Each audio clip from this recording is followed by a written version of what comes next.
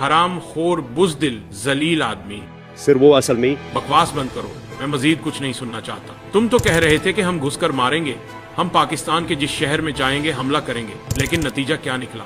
Surrender, बदनामी, जिल्लत और रुसवाई। सारी गलती एयरफोर्स की है। जब इख्तियार तुम्हारा था तो जिम्मेदारी भी तुम्हारी थी। बेवकूफ इंसान, जानते हो तुमने क्या किया है? तुमने सरेंडर करके इंडिया की नाक कटवा दी, जलील करवा दिया हमें दुनिया भर में। आलमी मीडिया हमारा मजाक उड़ा रहा है। सर मेरा मुंह न खुलवाएं, सरेंडर तो आपने किया है।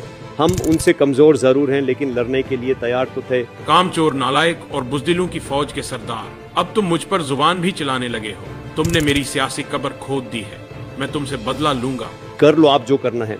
मेरी रिटायरमेंट वैसे भी करीब है, मगर अब लगता है मुझसे पहले आपकी रिटायरमेंट होने वाली है।